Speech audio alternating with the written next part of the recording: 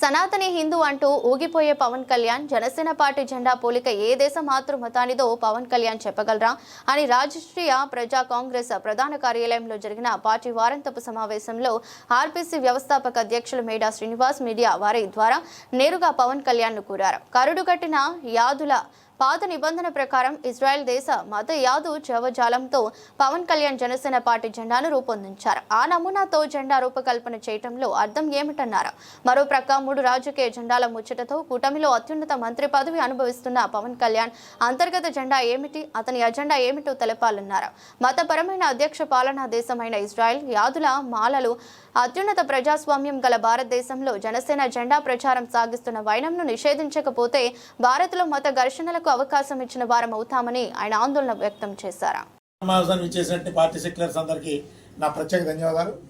ఈరోజు సమాజంలో రాజకీయ పార్టీల ముసుగుల్లోనే ఒక ఉన్మాదాన్ని అలాగే ఒక రకమైనటువంటి తీవ్రవాదాన్ని ప్రోత్సహించేటటువంటి పరిస్థితులు కనబడుతున్నాయని అనేక అనుమానాలు వస్తున్నాయి.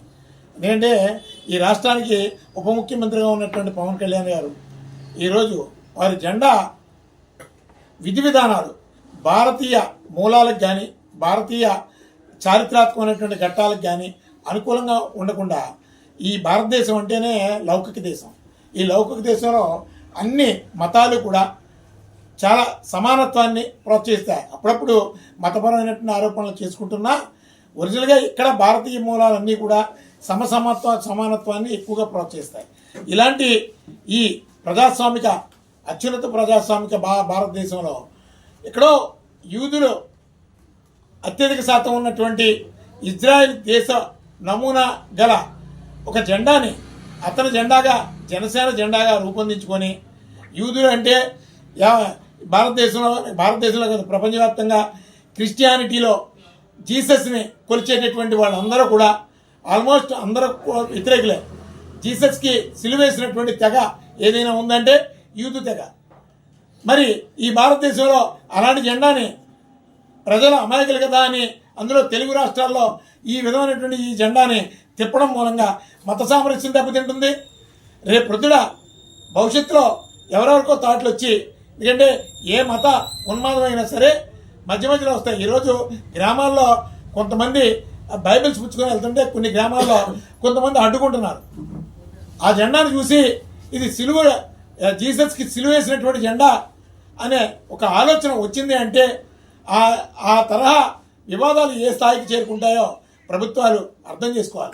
ఇక్కడ ఉన్నటువంటి నిఘా సంస్థలు దీని మీద కేంద్ర రాష్ట్ర ప్రభుత్వాలకి ఒక నివేదికను సమర్పించమని రాష్ట్రీయ ప్రజా కాంగ్రెస్ పార్టీని తెలియజేస్తాం. ఎందుకంటే ఈ భారతదేశం కానీ ఈ 2 తెలుగు రాష్ట్రాలు కానీ శాంతిని సమానత్వాన్ని కోరుకుంటాయి. మత సామరస్యం ఉన్నటువంటి ఏకైక భారతదేశం ఏదైనా ఉందంటే ప్రపంచంలో గొప్ప దేశం ఏదైనా ఉందంటే ఒక భారతదేశం ఒకటే. ఈ భారతదేశంలో ఈ తరహా జెండాని రెపరెపలాడిస్తే రేపు పొద్దున్న వివాదాలు వస్తే దానికి ఎవరు బాధ్యులు? మోదీ గారు కూడా గ్రహించి ఉంటారు. ఎందుకంటే ఆయన పూర్తిగా సనాతన హిందూ అని చెప్తూ ఉంటారు. అలాగే చంద్రబాబు నాయుడు గారు కూడా అన్ని మతాలు సమానమే అంటారు. ఏ రోజు కూడా తెలుగుదేశం పార్టీ నుంచి క్రిస్టియానిటీకి కానీ అలాగే హిందూయిజానికి కానీ ముస్లిమ్స్కి కానీ నేను అనుకూలం అని వారు ఇక్కడ పార్టీ సిద్ధాంతం ఎక్కడా కాదు. కానీ ఇక్కడ పవన్ కళ్యాణ్ గారు చెప్పేది నేను సనాతని హిందూ అని చెప్పుకుంటూ జెండా ఏమో యూదుల నమూనాతో ఉన్నటువంటి జెండా. ఆ జెండా ఈ 2 తెలుగు రాష్ట్రాల్లో తిరగడం మూలంగా రేపు పొద్దున్న ఏదైనా శాంతి భద్రతల సమస్యలు ఏర్పడితే దానికి బాధ్యులు ఎవరు? పవన్ కళ్యాణ్ గారు మొట్టమొదట దీనికి సమాధానం చెప్పాలి. అలాగే పవన్ కళ్యాణ్ గారి పార్టీలో ఉన్నటువంటి వాళ్ళు కూడా జీసస్ భక్తులు ఉన్నారు. వాళ్ళకి తెలియకుండానే ఆ జీసస్ని సిలువ వేసినటువంటి రూపంతో ఉన్నటువంటి జెండాని వాళ్ళు మోస్తున్నారా? తెలిస్తే మోస్తారా? ఈ ప్రభావం భారతీయ జనతా పార్టీకి అలాగే చంద్రబాబు నాయుడు గారి కూటమికి తాకకుండా పోతుందా? గ్రామాల్లో ఏదైనా తెలియనటువంటి శాంతి భద్రతల సమస్యలు ఉత్పన్నం అయితే దానికి బాధ్యులు ఎవరు? అసలే ఈ 2 తెలుగు రాష్ట్రాలు ఆర్థికంగా సామాజికంగా చాలా నష్టపోయినటువంటి రాష్ట్రాలు. అవసరమే అయినా ఎన్నికల సంఘం కూడా వీటి మీద దృష్టి కేంద్రీకరించాలి. ఎన్నికల సంఘం పనేంటి?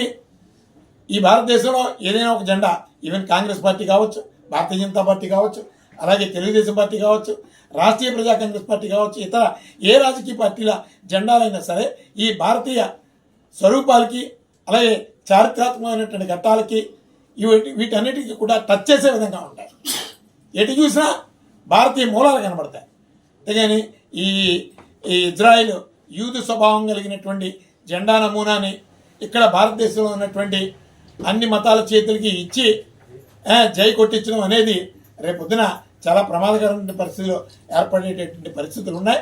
అందుకని ప్రభుత్వాలు దీని మీద దృష్టి కేంద్రీకరించాలి.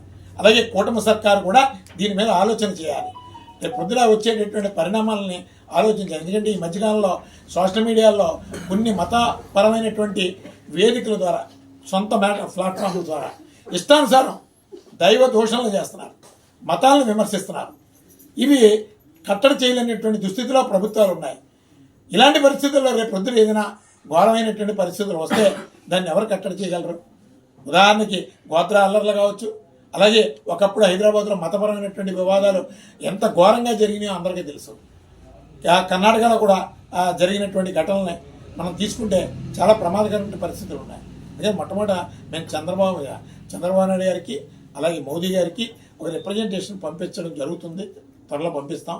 దీన్ని ఎలక్షన్ కమిషన్ కూడా ఆలోచన చేయమని, అలాగే మొట్టమొదట ఈ పవన్ కళ్యాణ్ గారికి కూడా మా సజెషన్ ఏంటంటే, మీ దుందుడుకు స్వభావంతో మీరు ఏ ఆలోచన విధానంతో మీరు జెండాను రూపొందించుకున్నారో మాకైతే తెలియదు. కానీ ఖచ్చితంగా ఈ సామాజిక భద్రతను దృష్టిలో పెట్టుకొని భారతీయ ఒక దేశభక్తిని కూడా మీరు గుర్తించి తక్షణం మీ జెండా స్వరూపాన్ని మార్చుకోవాల్సిన అవసరం ఉందని రాష్ట్రీయ ప్రజా కాంగ్రెస్ పార్టీ నుంచి సజెస్ట్ చేస్తున్నాం. ఇది ఒక భారతీయుడిగా, ఒక సామాజిక బాధ్యత కలిగినటువంటి పార్టీగా రాష్ట్రీయ ప్రజా కాంగ్రెస్ పార్టీ నుంచి మేము తెలియజేస్తున్నాం. కాదు, దీన్ని రాజకీయ కోణంలోనే ఆలోచించి మీరు ముందుకు వెళితే ఖచ్చితంగా దీన్ని ఎలా ఆపాలో, న్యాయబద్ధంగా ఎలా ఆపాలో, సామాజికంగా ఎలా ఆపాలో రాష్ట్రీయ ప్రజా కాంగ్రెస్ పార్టీకి తెలుసు. ఖచ్చితంగా మేము ఆ కోణాన్ని కూడా ఆలోచిస్తామని చెప్పి ఈ సందర్భంగా జనసేన పార్టీకి రిక్వెస్ట్ చేస్తున్నాం. తర్వాత డిమాండ్ చేసేటటువంటి పరిస్థితి తెచ్చుకోకూడదని జనసేన పార్టీ అధినేతకి రాష్ట్రీయ ప్రజా కాంగ్రెస్ పార్టీ నుంచి తెలియజేస్తాం. అదేవిధంగా ఆ జెండా స్వరూపాన్ని కూడా పత్రికాముఖంగా చూపిద్దామని ఈరోజు ఆ ప్రింట్లు కూడా ఓపెన్ చేస్తాం.